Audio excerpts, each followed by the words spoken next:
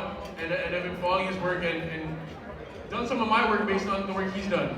So without further ado, I want to invite Dean Chambers today. So round of applause for Dean. Let's go. Hold on. First Dean. Yeah, Dean, you can make your way, but I'm just going to talk to the crowd again real quick because it's pretty much stupid. So round of applause for this amazing man right here, Dean Chambers. Good night, everyone. I know you guys have parents and they taught you manners. Good night, everyone. Thank you, that's much better. Well, Dean, not so aggressive on the people. One of us. I want to share something with you guys, and this is from my son. So me, I'm somebody that really values my time, and my son sent me this message, and I just want to share it with you guys before I start talking. I love you, Daddy. He said, "I love you, Daddy. Where are you?" He's 5 years old. He should be in bed right now, but he's staying up because his parents are out. And Omar, I just wanted to shout you out for inviting me to speak about my story. I think Room Full of Mirrors is very fitting for this theme, to speak about how we view ourselves and how we see others. The mirrors cause us to reflect on who we see, and it forces us to ask ourselves if you're happy with who and what you see. So many of us wear masks depending on the space we're in, afraid to reveal our true selves, in fear of being judged and not being accepted.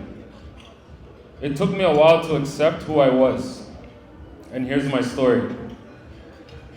Imagine winning $3,000 on vacation with your new fiance, feeling like you're the luckiest man alive, to being close to almost losing your life. I grew up in Jane and Finch, so I'm no stranger to trauma, but in January 2013, it hit a lot closer to home. My brother and I, we almost lost our lives. So what happened? My wife, she's out sitting over there. Shout out to Stacy. We've been married for 10 years now. Thank you. She's my rock. Without her, I wouldn't be on the stage right now. She helped me so much develop who I am today. So when we returned from that trip, I had $3,000 in my pocket, and I said, you know what, Stacy, hold on to it. At that time, we didn't live together. And we were in the cabin. I was like, just come to my house. Don't worry, She's like, no, I'm gonna go home. So I thank God she didn't have to go through that experience that I went through. And the moment, it's like I unlocked my door and I walked into my house. I seen some guys in my house, and I thought it was just one of my roommates, their friends, and I was like, hey, what's up? The man immediately, he's seen a ghost. He ran up on me with his gun and gun bugged me in my head. And I was just like, no, what? I didn't know what to do. I was like, please, don't kill me. Him and the other guy, they took me by my feet and dragged me down the stairs. My head just kept hitting the stairs, bam, bam, bam, bam. They put me in the basement, they tied me up, and they're like, yo, where's the money? Mom, I apologize, but I'm gonna swear, but they're like, where's the fucking money? Where's the money? And I was like, I don't have no money. I only have credit cards. I have my debit card. I'll give you the pins. Please don't kill me. They kicked me, they punched me, they did everything. Maybe a few moments after, they kind of put me in my laundry room and they tied me up and they're saying, don't make any noise, or else we're gonna come back and we're gonna kill you. Then I was trying to free myself. They tied me so good, I was kind of unconscious, and I was like, I hope they don't come back to kill me. I'm crying. I was like, please God, don't let these guys kill me. And then I heard some noises in the kitchen. I'm the oldest of three on my mom's side. And it was my brother. My brother walked in, and I could hear my brother fight with these guys, and it just so much noise, and the tears just started to come down my eyes. I'm like, please, don't kill my brother. Don't kill my brother, please. It was so hard for me to hear him, being so powerless. I couldn't do anything. I couldn't protect my little brother. I was like, these guys are gonna kill my brother and they're gonna kill me after. The noise stopped and I just kept trying to free myself, and I couldn't do it. I just lay there, helpless. Then my brother came, but I didn't know it was him. And I was like, please don't kill me. And he's like, yo, it's me. And then they left already. Cops came. I went upstairs, and the first thing I saw was Stacy. She was the first one there to hold me, to make sure that I was okay. They rushed me to the hospital, put me through the MRI scanner to make sure that I didn't have any trauma to my head, because I had like all these like cocos in my head. The next day, I didn't go home. I went to my mom's house. And the first thing I did, I took my cell phone, I took a picture. And I said, you know what? Like, I don't know why I took that picture, but something just said you're gonna need to see this picture later on in your life. So I held that picture to this day. So going through my experience, these guys literally took everything from me. I started DJing when I was 13 years old, and I thought I was gonna do that till I retired. It was like my passion, my soul, everything I put into that. Some people know me. I used to go by the name DJ Peanut, Platinum Touch. I used to play on the radio. I used to play at Government. My cousin, he still does his thing, MC Breezy. He puts on all the parties around the city. And the one thing that they took from me, what was my prized possession, was my laptop. It had all my music on there, all the things that I've been working on for the amount of years that I've been DJing.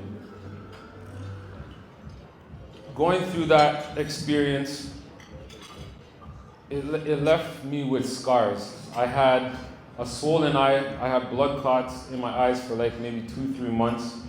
I was ashamed to go back to work. I took 2 months off. I fell into a deep depression, but I didn't know it was depression at the time. I ended up selling my house. I was too embarrassed to face my coworkers. I got addicted to gambling. Every day I was at the casino, just spending money, just trying to take my mind off of things. They say a devil's workshop, or an I don't mind, is a devil's workshop, and I just try to do anything that I could to take my mind off of it. I developed anxiety and PTSD. I had nightmares that kept me up at night. My fiance had to stay up with me at night so that I could get minimal sleep. I didn't like to be alone. I didn't trust people. I didn't trust people around me. To this very day, I still don't know who set me up or why. I wanted revenge, but I had no way of finding out. The streets were silent. I had friends and family members looking and keeping the word out, but nothing. You know how the code goes already. I felt powerless again. It almost destroyed my life.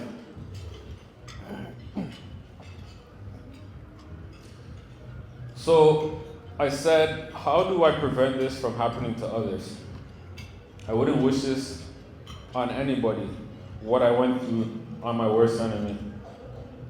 I decided to take a step back and take back my power and start speaking publicly.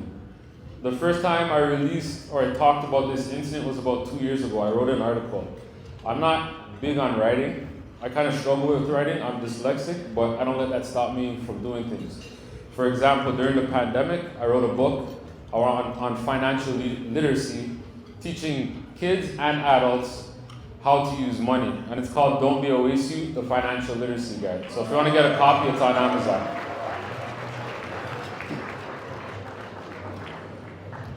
So when I decided to take back my power and talking publicly to people, my therapist helped me come up with some mantras and some safe sentences when I feel anxiety coming on. And I share this with you guys because if you're going through anxiety, these are things that you guys can say as well. It won't be like this forever. I'll just do one next thing and see how it goes. Stop living in your mind and start living in reality. Choose discomfort over resentment. And that's what she left with me. She retired, and it was kind of heartbreaking that she retired, but I did get a new therapist. And for those that don't have a therapist, go out and seek one. It's one of the best things that I've done for myself. So when it comes to building wealth, there's ups and downs. But if your mind's not right, it won't work. So I knew immediately that's the one thing that I had to fix. Anxiety and PTSD can put you into depression, stress you out, and make you do things outside your norm. And I want to say the devil is a liar, and he'll find ways to keep you down. In every negative, there's a positive. Like Jamar said, one can't exist without the other. And since that incident, I changed. Not just for myself, but for the people and the world around. The world around me by educating people. Also, Omar, you know what's funny? When I was driving here, true story. Literally, as I pulled out my house, I literally seen a wolf run across the street. And I was like, you know what, that's a sign right there. No, I'm saying. Okay, you guys know. So now, when it comes to your mental wellness and wealth, how the two of them correlate. And I said, you know what? If people have better situations, or they can make better financial decisions, it would prevent them from doing things that what these people did to me. So I speak to kids in school. I have a contract with the TDSB, so I go around to all the schools and speak to these kids and educate them on how money works and how they can leverage it, how their credit works. Because a lot of us, show of hands, how many of you learned about money in school? None of you guys, right? Oh, one person. Okay. One person learned about money in school, but the majority of us didn't. So I said, you know what? If you don't know better, you can't do better. And that was what I said. I'm going to teach people the better way, not going to the streets. I have friends in the streets, and I talk to these guys. I'm like, yo, how are you going to get out of this? What's your end game? You can't be doing this forever. So I talk to people, young and old, how you can use the tools that's given to us to not have to go to that type of life. Wealth is for everybody, and I'm making it possible by reflecting on my past and making changes for the future. So I want to thank everybody for taking the time to hear my story. Omar, thank you. I love you, bro.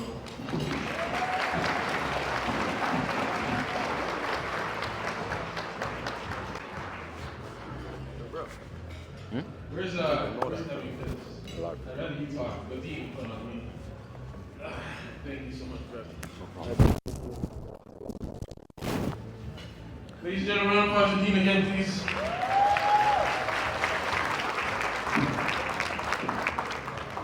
I hate that when I meet great men, I hate that it's under the